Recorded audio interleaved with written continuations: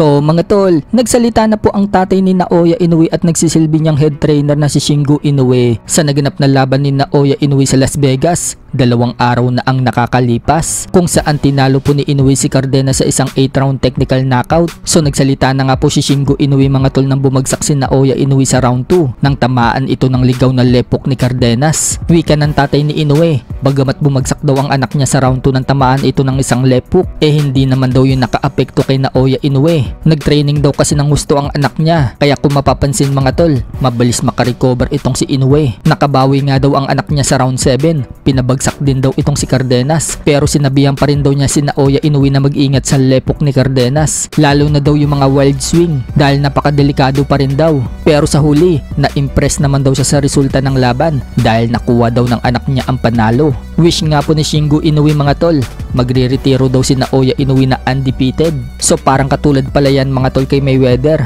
nagretiro ng walang talo. Wika nga din po ni Shingo Inoue mga tol, pagtungtong umano ni Inoue ng 35 years old, magre-retiro na umano ito sa boxing. Yung 3 years daw na natitira ni Naoya Inoue sa boxing, mas magiging intense pa daw yung laban niya. Wala nga din daw makakatalo sa anak niya kahit daw yung mga susunod nitong laban, maging si Junto Nakatani na highly rated. Hindi daw iniisip ni Shingo Inoue na tatalunin ni Nakatani si Naoya Inoue. Wala daw makakatalo sa anak niya hanggat nananatiling masigasig daw si Naoya Inoue. Pananatiliin umano niya ang sigasig ng anak niya para daw makuha ang goal nila na magretiro si Inoue na walang talo. Sa kabilang banda naman mga tol, dahil lepok po ang kahinaan ni Naoya Inoue na nagpabagsak sa kanya mula dito kina Ramon Cardenas at Luis Nery, at matatandaan na lepok din po ni Donaire ang nagpabasag sa orbital bone ni Naoya Inoue. So pinagmalaki nga din po ni former 3 Division World Champion General Casimero ang lepok niya na nagamit niya sa labang kay Pilipos Nitumbo at kababayan ni Naoya Inoue na si Ryo Akahu. Wika nga po ni Casimero mga tol sa caption, "Turtle,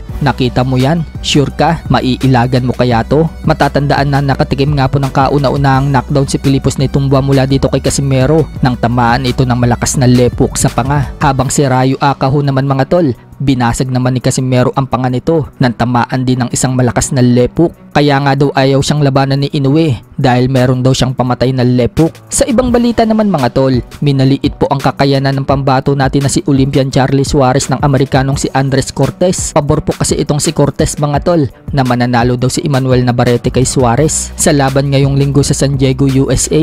Lalaban nga din po itong si Andres Cortes mga tol, undercard kay Navarrete versus Suarez. At sa mga hindi po nakakaalam mga tol, maglalaban na din dapat itong si Cortes at Suarez, hindi lang natuloy. Kaya wika na itong si Cortes mga tol, kung sino daw ang mananalo dito kay Navarrete at Suarez, siya daw ang susunod na lalaban. Pero sure na sure nga po ito mga tol na mananalo daw dyan si Navarrete kay Suarez. Napag-aralan na nga din daw niya itong si Suarez mga tol at alam daw niya kung paano ito pabagsakin. Pangmamaliit pa ni Cortes mga tol sa kababayan natin, very low daw ang professional experience ni Suarez. Wala daw itong nakalaban na matigas at hindi pa daw ito nakakaranas na kalaban na malakas sumuntok. Tapos ngayon, ang lalabanan daw ni Suarez ay itong si Emmanuel Navarrete na malakas daw sumuntok. Diyan daw titiklop si Suarez kay Navarrete. So grabe nga po ang pangmamaliit na itong si Cortes mga tol sa kababayan natin. Sa mga hindi po nakakaalam mga tol, may mga Pinoy na nga pong pinataob itong si Cortes. Yan po ay sina Mark Bernaldez at Genesis Herbania na kapwa niya tinalo via knockout. So kaya siguro ganyang kaliit ang tingin nito kay Suarez mga tol dahil may mga pinataob na itong Pinoy.